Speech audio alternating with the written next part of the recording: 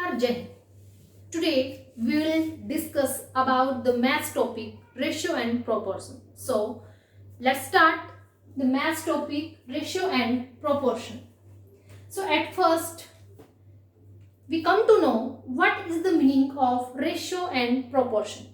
After that we will solve the questions related to the topic. So dear students, listen to me at first. What is the ratio? The comparative study of two quantities.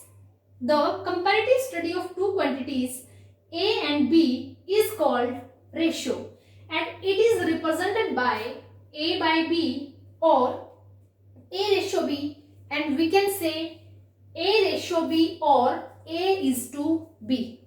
Clear? Next, what is proportion? So when two ratios are equal, then it is called proportion.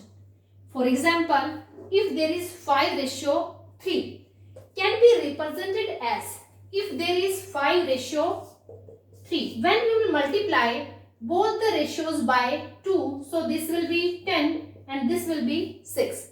It means both the ratios are equal. So when 5:3 can be represented as 10:6, so 5:3 and 10:6 are proportion. Understand? So it is represented as, how we will represent it? Proportion 5:3 proportion 10:6. This is the symbol of proportion. Clear? Now I'll explain in Hindi what is ratio and proportion. Ratio means अनुपात और proportion means समानुपात. अनुपात और समानुपात क्या है? अनुपात एक दो राशियां हैं, दो क्वांटिटीज हैं, उनके बीच की तुलना, उनका जब हम तुलनात्मक अध्ययन करेंगे, उनके बीच की तुलना करेंगे तो उनको हम बोलेंगे रेशियो. और उन दो समानुपात का मतलब क्या होता है? सम प्लस अनुपात. अनुपात हमने पढ़ा रेशियो. अनुपात का मतलब है दो राशि, दो समान राशि, यानी कि अगर हम दो क्वांटिटीज को कंपेयर कर रहे हैं तो उनकी जो यूनिट होगी वो समान होगी. अगर एक चीज किलोग्राम में है तो दूसरी भी किलोग्राम में ही होनी चाहिए, नहीं तो हम उसको चेंज करेंगे. ठीक है, तो वो तो हो गया हमारा अनुपात. अब समानुपात का मतलब क्या है? सम अनुपात, यानी अनुपात जो होगा ये क्या होगा? उसके सम, यानी कि समान होगा. क्लियर? इक्वल होगा. जैसे हमने यहां इंग्लिश में वर्ड लिखा इक्वल, ऐसे ही हिंदी में हमारा वर्ड यहां पे है सम, यानी कि जब दो अनुपात क्या हो? इक्वल हो जाएं. दो अनुपात इक्वल हो जाएं, two ratios are equal, then we can say proportion, और in Hindi we can say सम अनुपात, समानुपात. Clear?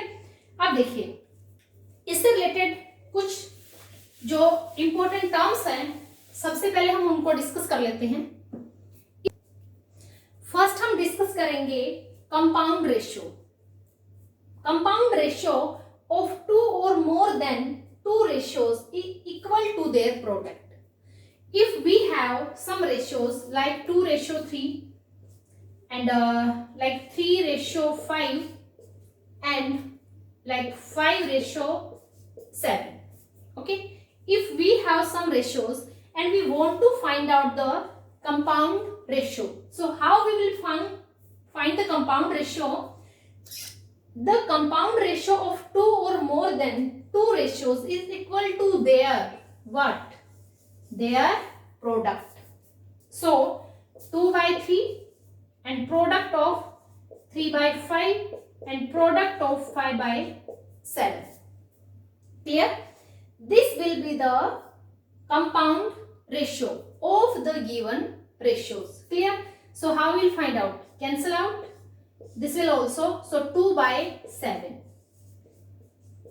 So listen to me, we can write 2:7. So 2/3, 2:3, 3:5 and 5:7। इन सब का जो कंपाउंड रेशियो निकला वो क्या निकला? 2:7। अंडरस्टैंड? क्लियर? यहां तक क्लियर है सभी को? अब इसके बाद हम बात करेंगे सेकंड, हम बात करते हैं डुप्लीकेट। जस्ट अ मिनट, देखिए कंपाउंड रेशियो के बाद अब हम कुछ जो टर्म्स हैं और समझेंगे। देखिए, हाँ जी, देखिए कंपाउंड रेशियो के बाद अब हम समझेंगे duplicate ratio, triplicate ratio and inverse ratio, then geometric mean. सबसे पहले बात करते हैं duplicate ratio. If we have a ratio 2:3, so duplicate ratio mean the duplicate ratio of A ratio B is A square ratio B square। जब हम किसी भी ratio का डुप्लीकेट रेशियो फाइंड आउट करेंगे तो हमें क्या करना है? जो रेशियो हमारे पास गिवन है उसका स्क्वायर करना है। सेम एज जब हमें सब डुप्लीकेट रेशियो अगर हम फाइंड आउट करें तो हमें क्या करना है? तो हमारे पास जो रेशियो गिवन है उसका हमें स्क्वायर रूट फाइंड आउट करना है। क्लियर? जब हम डुप्लीकेट रेशियो फाइंड आउट करेंगे तो हमें जो गिवन रेशियो है उसका स्क्वायर करना है, और सब डुप्लीकेट फाइंड आउट करेंगे तो जो गिवन रेशियो है हमारे पास उसका स्क्वायर रूट यानी कि अंडर रूट फाइंड आउट करना है। क्लियर? फॉर एग्जाम्पल देखिए, मान लो हमारे पास कोई भी हमें डुप्लीकेट रेशियो फाइंड आउट करना है, हमारे पास है लाइक 4:9। क्लियर? हमारे पास रेशियो है 4:9 और हमें फाइंड आउट करना है डुप्लीकेट रेशियो। तो डुप्लीकेट रेशियो में हम क्या फाइंड आउट करेंगे? A स्क्वायर यानी कि 4 स्क्वायर रेशियो 9 स्क्वायर। क्लियर? तो अब हमारी डुप्लीकेट रेशियो होगी 4 स्क्वायर यानी कि 16 and 9 square is equal to 81। Understand? अब हमारे पास जो गिवन रेशियो है 4:9, इसी से हम निकालेंगे सब डुप्लीकेट रेशियो। तो सब डुप्लीकेट रेशियो में हम क्या करेंगे?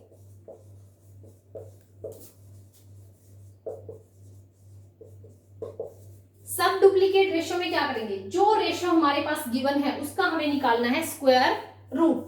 सो स्क्वायर रूट ऑफ 4 और स्क्वायर रूट ऑफ 9, तो square root of 4 will be 2। जैसे प्लस माइनस 2 आएगा, हम यहाँ प्लस का साइन ही लेंगे, रेशियो 3 आ जाएगा। तो अब हमारे पास गिवन रेशियो थी 4:9, हमने उसकी डुप्लीकेट रेशियो फाइंड आउट की। How? By squaring of the given ratio. यहां हमने उसकी sub duplicate ratio find out की by the square root of the given ratio. Clear?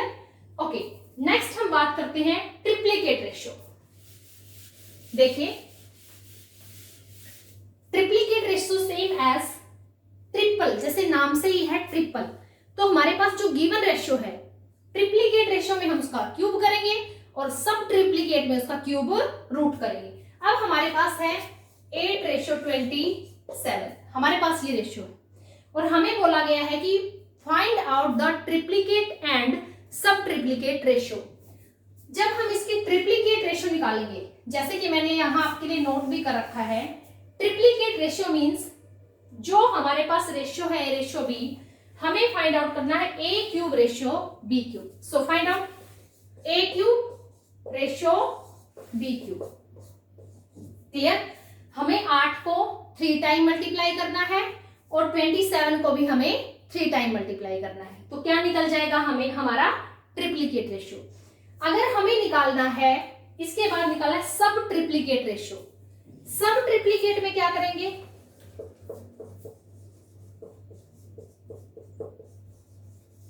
सब ट्रिप्लीकेट में हमें करना है क्यूब रूट। हमारे पास है 8:27, तो क्यूब रूट करेंगे।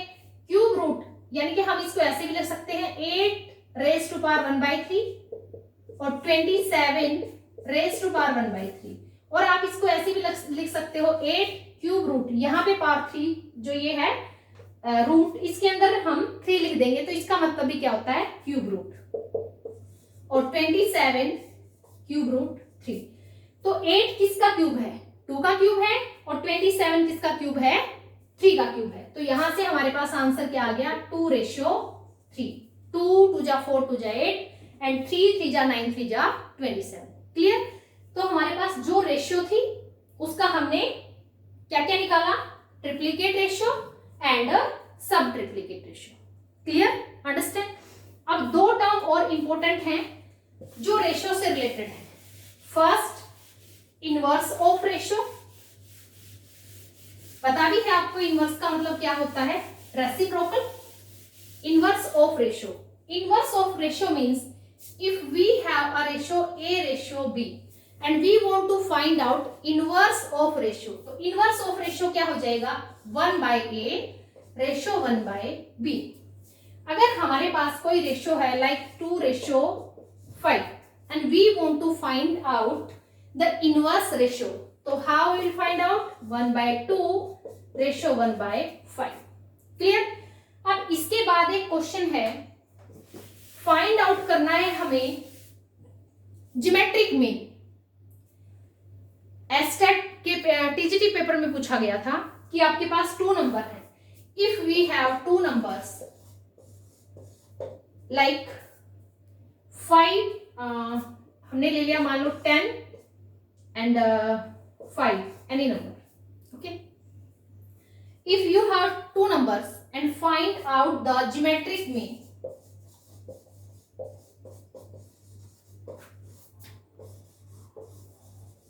geometric mean. So geometric mean means like this is A and this is B. So geometric mean means under root AB. It means A और B का प्रोडक्ट करके उसका हमें स्क्वायर रूट निकालना है, तो इसका मतलब होता है geometric mean। क्लियर। अब हमारे पास 2 नंबर है 10 और 5, तो geometric mean कैसे निकालेंगे, अंडर रूट AB। अब इनके बीच में कोई सिंबल नहीं है तो क्या है, प्रोडक्ट है, 10 5 जा 50। क्लियर। अगर ये कंप्लीट स्क्वायर है किसी का तो हम इसको बाहर निकाल सकते हैं, अदरवाइज हम फैक्टराइजेशन मेथड से जो नंबर बाहर निकलेगा स्क्वायर रूट से उसको निकाल देंगे और जो बचेगा नंबर उसको छोड़ देंगे। तो यहां से जैसे हम 50 के अगर फैक्टर करें, 2 से 25 और 5 से 5, तो यहां से 5 हमारे पास किसमें आ गया, पेयर में, तो ये बाहर आ जाएगा, तो रह जाएगा हमारा 5/√2। क्लियर। ज्योमेट्रिक मीन कैसे फाइंड आउट करना है, जब हमारे पास कोई भी 2 नंबर हैं तो हमें उन दोनों की प्रोडक्ट का स्क्वायर रूट फाइंड आउट करना है। स्क्वायर रूट AB, दोनों नंबर का प्रोडक्ट और स्क्वायर रूट। अगर ये किसी का कंप्लीट स्क्वायर है तो ये बाहर आ जाएगा। मान लो हमारे पास ये दोनों नंबर 10 10 होते तो क्या होता हमारा नंबर, √10 10 जा 100, तो ये 10 बाहर आ जाता, तो हमारा ज्योमेट्रिक मीन क्या हो जाता, 10। Clear, understand. ये कुछ इंपॉर्टेंट जो चीजें थी जो इस टॉपिक से रिलेटेड थी, थ्योरेटिकल चीजें। इसके बाद हम करेंगे इसी टॉपिक से related questions. Question number 1 solve करते हैं, रेशियो एंड प्रोपोर्शन से रिलेटेड क्वेश्चन नंबर 1। जो क्वेश्चन नंबर 1 है वो जो क्वेश्चन मैंने लिया है ये एसएससी सेक्शन ऑफिसर 2009 और एसएससी एलडीसी 2010 में आया हुआ है।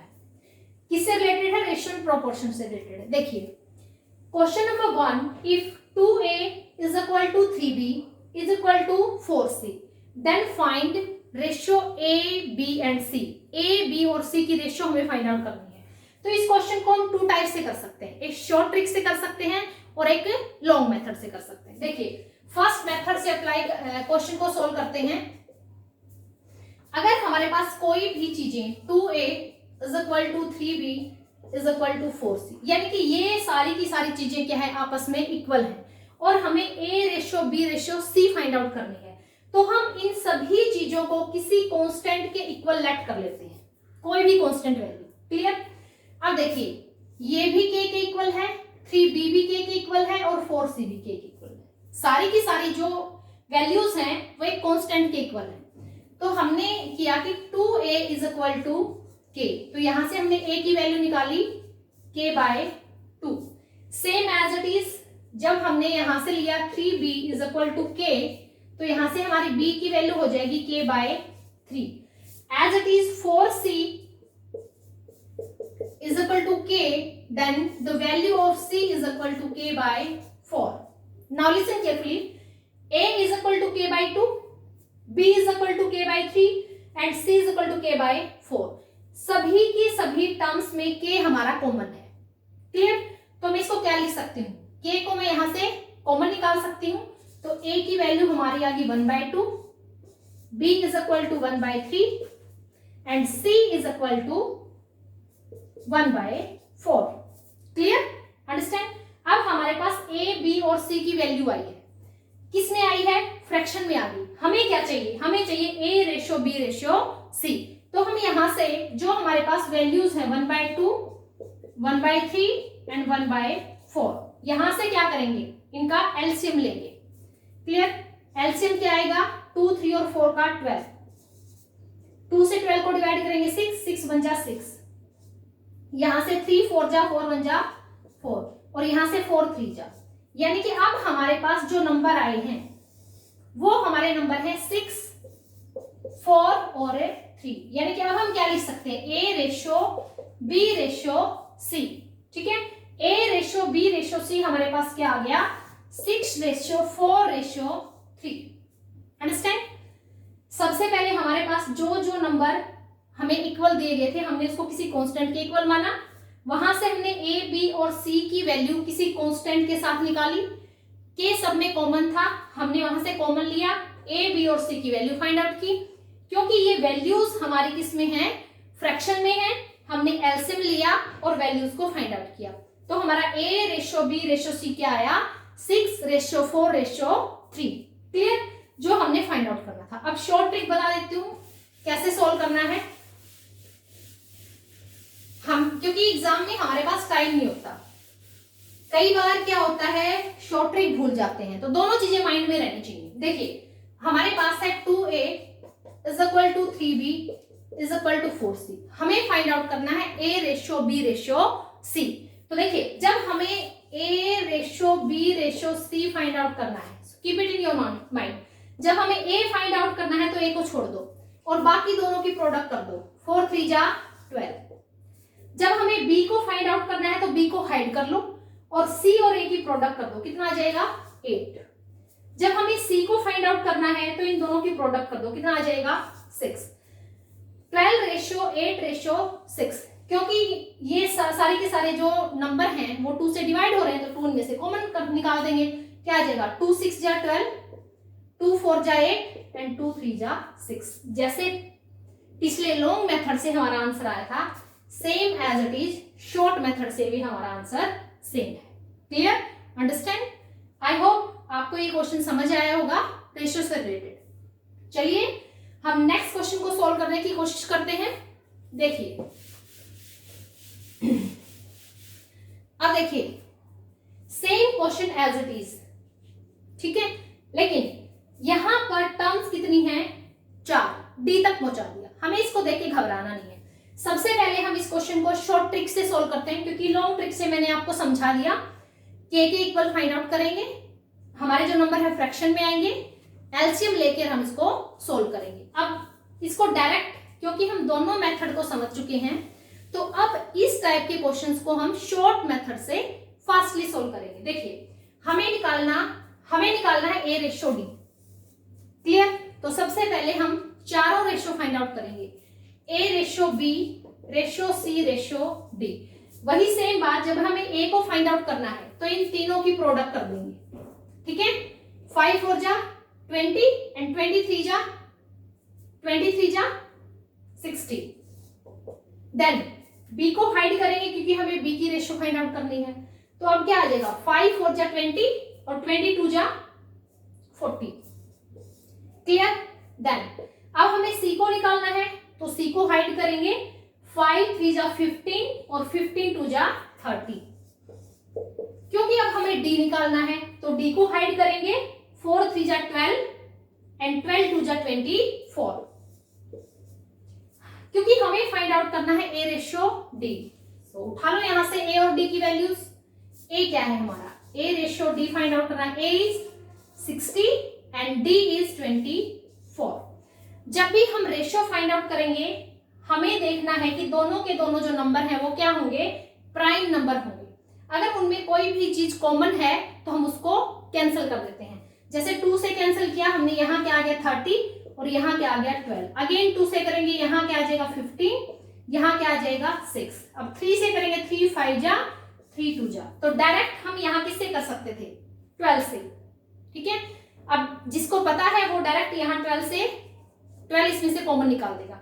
12 5 जा 60 और 12 2 जा 24। क्लियर। अब अगर नहीं पता है तो हम छोटे से इसको शुरू कर सकते हैं। नेक्स्ट सोल्व करते हैं question number 3rd। The question number 3rd is divide ₹650 in 1/2 ratio 1/3 ratio 1/4। हमें 650 रुपीज को इन रेशो में डिवाइड करना है। तो सबसे पहला काम हमारा क्या होगा, सबसे पहले टोटल जो अमाउंट है वो हमारे पास है ₹650। अब देखिए 1/2 1/3 1/4 हमारे पास रेशोज है। हमें क्या करना है, हमें यहां से एलसीएम लेके जो जब भी हमारे पास रेशो फ्रैक्शन में है उस फ्रैक्शन को हमें क्या करना है, एलसीएम के थ्रू उसको हमें रिमूव करना है। ठीक है, तो सबसे पहला काम हमारा क्या होगा, 1/2 रेशो 1/3 1/4, यानी कि अब हम यहां से इन फ्रैक्शंस को होल नंबर में कंप्लीट चेंज करेंगे। तो 2 3 और 4 का एलसीएम हमारा कितना आ गया 12। 2 6 जा 12, 3 4 जा 12 एंड 4 3 जा 12। अब हमारे पास रेशियो आ गई 6 रेशियो 4 रेशियो 3। अब हमारे पास रेशियो है 6 रेशियो 4 रेशियो 3, यानी कि अब जो हमारा रुपीज है 650 उसको हमें इस रेशियो में डिवाइड करना है। क्लियर। अब देखिए किसी भी अमाउंट को या किसी भी चीज को किसी रेशियो में डिवाइड कैसे करते हैं। पहला काम हमने मान लिया कि ये ए का पार्ट है, ये बी का पार्ट है और ये सी का पार्ट है। क्लियर। अब हमारे पास टोटल अमाउंट है 650, तो हमें निकालना पार्ट ऑफ ए। क्या निकालना है, पार्ट ऑफ ए, कि भाई 650 रुपीज में से ए को कितना मिला जब ये अपने पास रेशियो में 6 पॉइंट लिए हुए हैं। क्लियर। तो ए का पार्ट जब निकालेंगे तो ए आएगा हमेशा as A numerator 6 divide by sum of all the ratios, तीनों का सम कितना आ जाएगा 6 और 4 10 और 3 13 और multiply by complete amount 650। Understand. अब कैंसिल आउट करेंगे, 13 1 जा 13 5 जा 0, तो ए का पार्ट कितना हो गया 6 5 जा 30 300। तो ए का पार्ट कितना हुआ ₹300। ऐसे ही हम निकालेंगे पार्ट ऑफ बी। तो पार्ट ऑफ बी में क्या कर देंगे, पार्ट ऑफ बी में सिर्फ ये चेंज करना है हमें, बी का पार्ट कितना है 4, बी का पार्ट कितना आ जाएगा, ये ए का पार्ट आ गया। अब हम निकालेंगे part of B. 13 as it is cancel out होगा 50 पे, 54 जा 200। Understand. Next will find out part of C. अब हम सी का पार्ट फाइंड आउट करेंगे 3rd। अब सी का पार्ट निकालेंगे तो यहाँ 3 रखेंगे। अब देखिए सेम एज इट इज 13 से डिवाइड किया 50 और 53 जा कितना आ गया हमारे पास 150। वैसे हमें सी का पार्ट निकालने की जरूरत भी नहीं है क्योंकि टोटल हमारे पास 650 है। ए और बी का हम फाइंड आउट कर चुके हैं, तो इसमें से माइनस कर दें डायरेक्ट। ये कितना आ गया 500, माइनस करेंगे तो सी का ऑलरेडी कितना आ गया 150। क्लियर। क्योंकि हमें एग्जाम में क्या करनी है, एक एक सेकंड टाइम की बचत करनी है। क्लियर। यहां तक मुझे लगता है आपको समझ आया होगा। एक और मिक्सचर से रिलेटेड क्वेश्चन है आपके सामने, क्योंकि मिक्सचर से रिलेटेड क्वेश्चन तो आता ही आता है किसी भी एग्जाम में। ठीक है। हमारे पास क्या है 70 लीटर मिल्क और वाटर का क्या है मिक्सचर है, 70 लीटर दूध और पानी का क्या है मिश्रण है, और उस दूध और पानी के मिश्रण का जो रेशियो है, अनुपात है, वो 3:2 है। इसका मतलब अभी अभी जैसे हमने पिछले क्वेश्चन में सोल्व किया, हमारे पास मिक्सचर कितना है 70 लीटर है ना। ठीक है। और अब जो मिल्क रेशियो वाटर, दूध और पानी का जो रेशियो है वो है हमारे पास 3:2। तो अब यहाँ से हम दूध को इसमें से अलग कर लेंगे और पानी को अलग कर लेंगे। क्यों? हमारे पास तो रेशियो गिवन है। तो अमाउंट यानी कि मिल्क कितना है, तो मिल्क इज इक्वल टू, कैसे निकालेंगे? मिल्क निकालना है तो न्यूमरेटर रहेगा ऊपर एज इट इज 3, डिनोमिनेटर इन दोनों रेशियो का क्या होगा? सम 5 मल्टीप्लाई बाय टोटल अमाउंट 70, तो 5 से कैंसिल करेंगे, 14 5 जा 70, तो मिल्क हमारे पास आया 14 3 जा 42 लीटर। अब देखिए मिक्सचर है 70 लीटर, मिल्क हमने निकाला 42 लीटर, तो वाटर कितना रह गया? 70 माइनस 42, तो वाटर हमारे पास कितना हुआ? 70 लीटर माइनस 42 लीटर, तो वाटर हमारे पास हुआ भाई बच्चों 18 लीटर। क्लियर? अंडरस्टैंड? अब नेक्स्ट क्या है? अब कह रहा है कि उस मिक्सचर में कितना पानी और मिलाया जाए कि दूध व पानी का जो रेशियो है वो 2:3 हो जाए। अब हमें कुछ वाटर मिलाना है उसमें, ठीक है। अब दूध और पानी का अनुपात को चेंज करना है, यानी कि दूध नहीं देना, पानी देना है। दूध के बहाने क्या बेचना है? पानी बेचना है, ठीक है। चलिए अब बात करते हैं आगे। अब हमारे पास मिल्क है 42 लीटर, मिल्क हमने फाइंड आउट किया 42 लीटर, और वाटर जो है टोटल मिक्सचर में से हमने फाइंड आउट किया 18 लीटर। 18 और 28 ओके, क्योंकि कंप्लीट हमारे पास 70 है ना। तो milk is equal to 42 litre and water is equal to 28 litre. अब ये कह रहा है कि कितना पानी और मिलाया जाए, तो हम लेट कर लेते हैं, let x litre water can be mixed. Clear? हमने लेट कर लिया कि हम उसमें x लीटर वाटर और मिला दें। हमें तो पता नहीं, हमें तो फाइंड आउट करना है। तो देखो हमारे पास मिल्क कितना है 42, वाटर कितना है 28 लीटर ऑलरेडी है, और भी मिलाने की हमारी इच्छा है, ठीक है। 28 लीटर पानी तो ऑलरेडी मिला हुआ है, हम चाहते हैं कि कुछ और मिला दें, ठीक। और फिर इन दोनों का रेशियो क्या हो जाएगा? 2:3। क्लियर? और पानी मिलाने के बाद जो रेशियो चेंज होगा वो होगा 2:3। तो यहां से हमें बताना है कि कितना पानी और मिलाया गया। तो क्रॉस मल्टीप्लाई करेंगे, यहां से 3 की मल्टीप्लीकेशन करेंगे 42 से। अब ये जो नंबर है एज इट इज यहां रहेगा 42, और ये उठ के इधर आ जाएगा। क्लियर? यहां से क्रॉस मल्टीप्लाई करेंगे 2, और इसके साथ ये पूरा नंबर मल्टीप्लाई हो जाएगा 28 प्लस x। क्लियर? अब देखिए 42 3 जा 3 2 जा 6 और 3 4 जा 12, 28 2 जा 56 और प्लस 2 की x के साथ प्रोडक्ट करेंगे, क्या आ जाएगा 2x। हमें वैल्यू निकालनी है अननोन, यानी कि जो हमारे पास वेरिएबल है, जो हमने लेट किया है। तो यहां से जो 56 है वो लेफ्ट साइड जाके क्या हो जाएगा? सब्ट्रैक्ट। तो 126 minus 56 is equal to 2x। तो यहां से सब्ट्रैक्ट करेंगे, क्या आया? 6 minus 6 0 and 12 minus 5 is 7 is equal to 2x। क्योंकि x के साथ 2 प्रोडक्ट में है तो किस में जाएगा? डिवाइड में।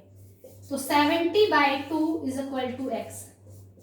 कितना आया? 35, यानी कि वो 35 लीटर वाटर उस दूध में और मिलाना चाहता है। जब 35 लीटर वाटर और मिला देगा तो क्या हो जाएगा? 42 लीटर क्या था? दूध, और 28 लीटर वाटर ऑलरेडी था, और 35 और मिलाने की उसकी इच्छा है, चाहत है। तो कितना आ गया? 42/8 और 5 13, 1 कैरी, 3 और 2 5 और 1 6। 42 लीटर दूध है और 63 लीटर पानी है, ठीक है।